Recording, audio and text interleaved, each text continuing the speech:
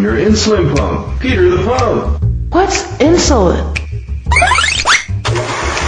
Insulin helps your body feed your cells, but people with diabetes have a problem with insulin, so the cells don't get the glucose they need. You, my friend, needs insulin, and I can help. Why do I need it? Without insulin, you could have eaten a huge slice of pizza, but your cells won't be fed. That pizza is turned into glucose and goes into your bloodstream. The cells can't use the glucose unless there is insulin to help them eat. You see, insulin acts like a key to open the door to the cells and let the food in. In your type of diabetes, type 2, your body makes insulin, but your cells can't use it very well, so the glucose still can't get in. And your cells can't eat and get energy. Before diabetes, your pancreas made all your insulin. Like a smoke detector, your body sensed when there was more glucose in the bloodstream. It sent out an alarm. Time for more insulin, time for more insulin. Are there different kinds of insulin? Insulin that's not made in your body comes in several types. Each type works at a different pace. Different type of insulin are like different type of Olympic runners. Some are like sprinters, others are like marathon runners, and then there are ones in between. Rapid-acting insulin called Lispro or Humalog is the fastest insulin. It starts to work within 15 minutes. It's used up in 4 or 5 hours, and you take it right before meals.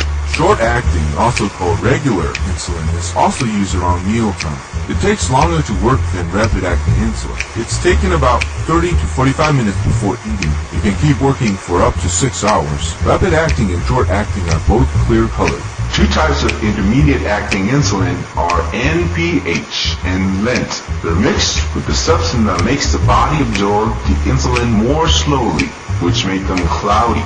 NPH begins to work about 2 to 4 hours after taking. It works hardest 4 to 10 hours after injection. It keeps working for 10 to 16 hours. Lent lasts even longer. It stays in the body from 12 to 18 hours. Long-acting insulin or Ultralent starts to work in 6 to 10 hours. It can stay in the body for 20 hours or more. It's taken in the morning or before bed. If my body isn't making enough insulin, how do I get it? When a pancreas works like it should, it dribbles out small amounts of insulin all the time. At mealtime, it gives a big squirt to turn the food into energy. This is pretty much how I work. The insulin stored in me travels to your body through a thin plastic tube that's new. Here, I deliver rapid or short-acting insulin 24 hours a day. How much insulin do I take? For now, you will take 0.1 unit every 6 hours. But as you grow and get more active, it will change. What happens if I take too much insulin? Too much insulin can cause low blood glucose, also called hypoglycemia. Insulin keeps working until it's gone. Even if the blood glucose is low, mild or moderate low blood glucose are pretty common for people who take insulin, but it can get dangerously low pretty quickly. People with severe low blood glucose can affect their brain. It's important for you and your parents to observe what symptoms are unique to you. Why is it important? What are the symptoms? Here are some of the symptoms. It's important so you can recognize it and treat it before it becomes serious. What do I do if it happens to me? It's best to prevent hypoglycemia by checking your blood glucose regularly. But if you notice symptoms, treat it right away by eating or drinking something within 10 to 15 grams of carbohydrates, and then check your blood glucose after 15 minutes. Once your blood glucose begins returning to normal, eat a snack with the carbohydrates and protein. If your blood glucose stays too low, go to the doctor.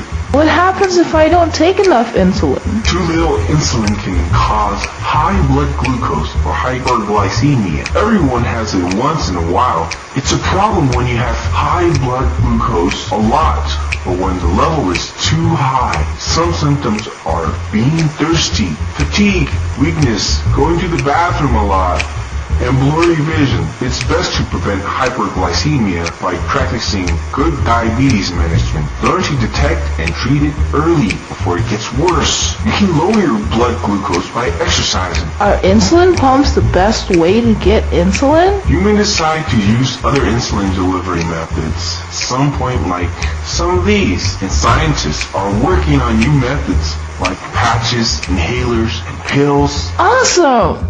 So all I have to do is take my insulin and my diabetes will be better? There isn't a cure for diabetes. People with diabetes have to control it, and taking insulin is only part of the way.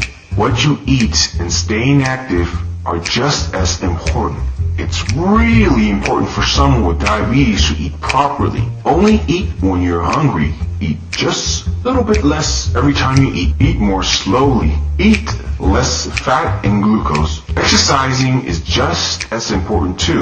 The more calories you burn, the better your body uses insulin. Make sure you do something active every day. You may even reach a point one day where you don't need me and you can control your diabetes with proper nutrition, exercise, and blood glucose monitoring. Thanks, Peter.